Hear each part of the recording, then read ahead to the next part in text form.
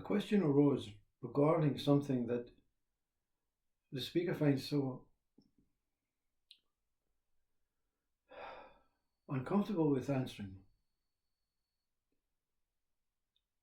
So what we do is, if we cannot answer directly, genuinely, and truthfully, is we take ownership of the question and we search in our hard drive about how the question affected or affects me. If I'm going to be honest and open with this, I cannot value or measure something that is not appropriate or not able to be measured, you see. I don't know how to measure the world. I don't know how to measure another human being.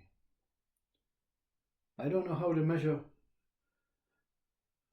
physically, psychologically, spiritually, religiously, scientifically, or in any other external way.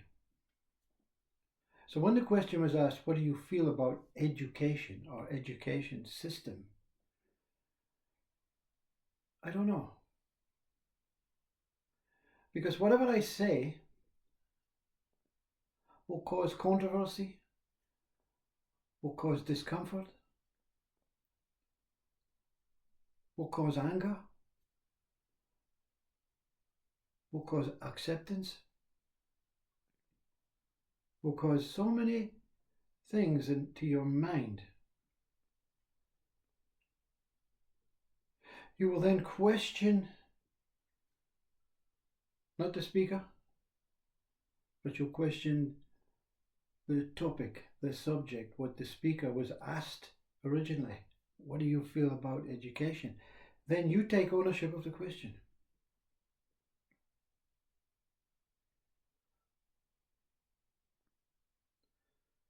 In my experience of education, just another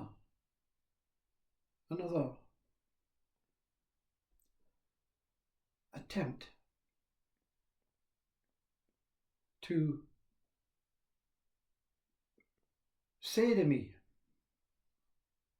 meaning the whole of education says to me, this is how we want it to be for you. Now that can be interpreted by myself in a good way or a bad way.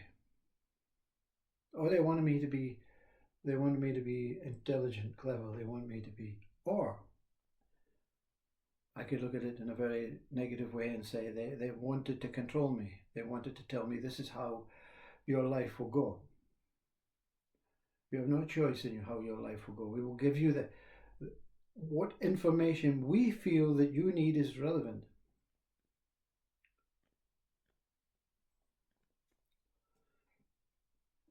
And the great thing about a young child at school is, provided they're not interfered with by parents' needs, parents' wants, parents' desires for you, the child. This is how we want you to be also. We want you to follow this footsteps. We want to follow your father's footsteps. We want you to be higher than anyone in the family has been before. The great thing for the child, without this parental involvement or peer involvement, is the child has choices. My choice, despite my obvious intelligence in certain aspects, was to say, well, to hell with it. So why? Why would a mind that had the opportunity to progress dismiss these opportunities?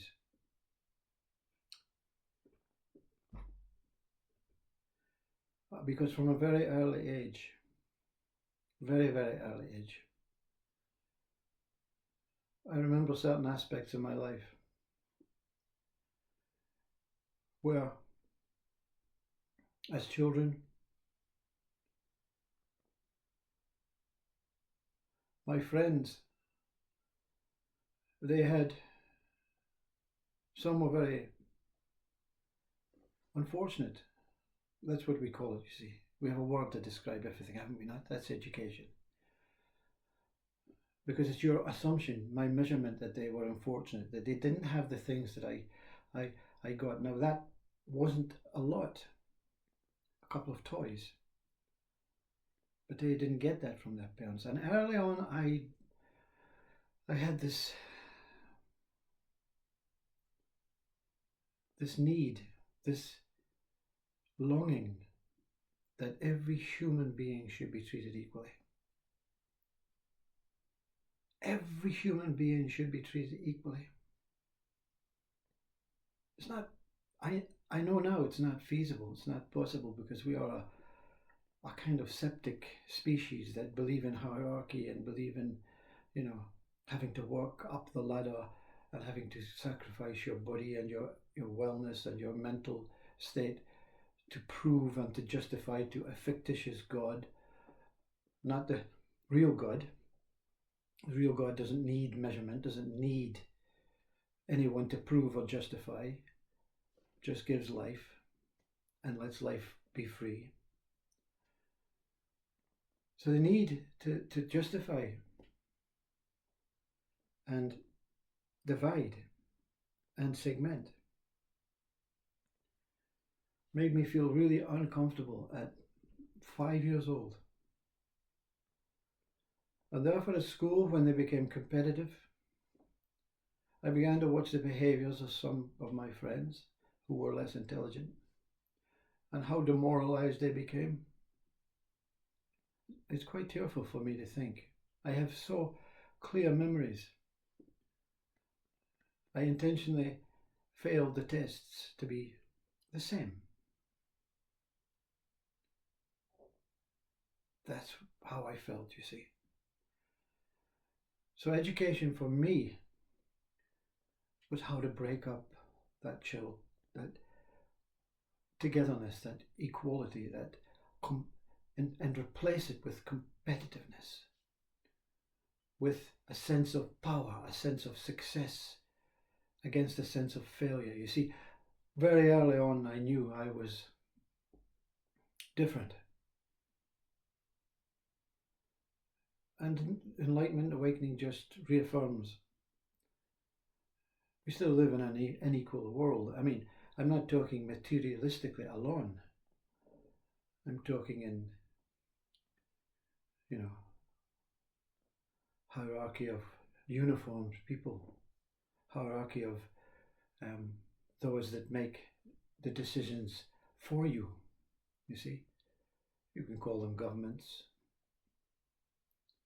politicians, kings, queens, doctors, lawyers.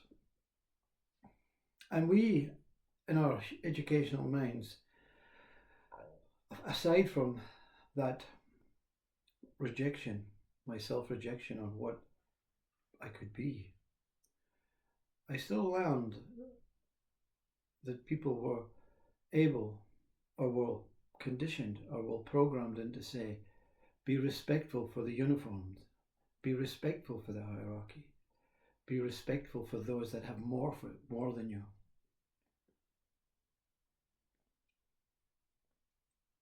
But also be respectful for those that have less for you. So you're in the middle, you see, you're caught in the middle.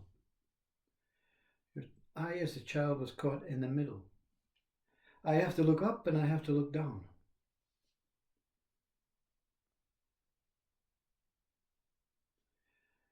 And life continued because I had to change this compassionate child into some sort of clone, some sort of puppet. So therefore I forced myself to look up.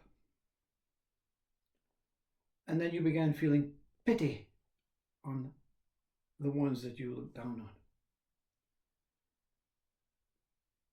You look with envy and praise at the ones that are at the top. And you look at with pity and disappointment at the friends at the bottom, at the ones at the bottom.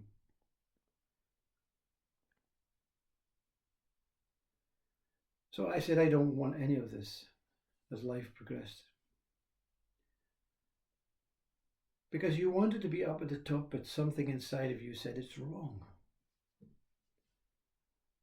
You wanted to be down at the bottom yourself, to hell with this world, but something inside said it's wrong. And then one day, when I was 50, Christ said, both of these ways are wrong. You're right. You see, both of these ways are wrong. To reach and attain for something that is not relevant in the human world, in the being world, sorry. It's just a human makeshift way of pacifying their ego. Whether you look up or you look down, you're not looking at me, said Christ. Christ says, find your me. I am the same me as you. I am the same I as you. I am the same am as you. I am the same way as you. Who is you? Who is me?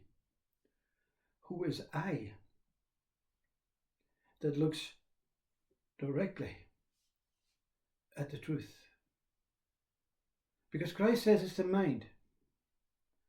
The mind has values on up, the mind has values on down. When the mind diminishes and loses its values, it becomes priceless. Because it sees what we are here to see. The truth. The truth is neither up nor down. The truth is neither in nor out. The truth is neither left nor right, back nor forward.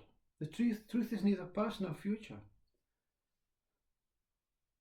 The truth is the moment of reconciliation, of the reconnection of that what you chose to be part of and to appear here in this state of human,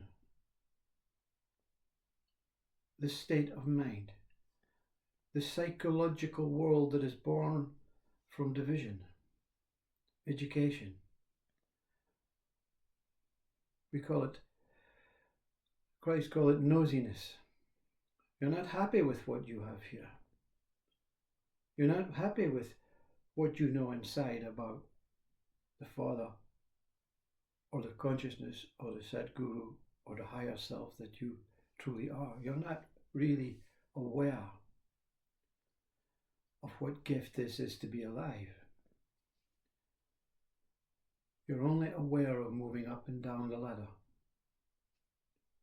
You're only aware of past and future. You're always aware of the right way and the wrong way. Christ says, I am the way. I am is neither up nor down, in nor out. I am is the truth. The moment you realize, I was never educated. I never went to school. I'm not looking for a great future. I'm not delving on that past. I'm using this experience to say that the world is equal.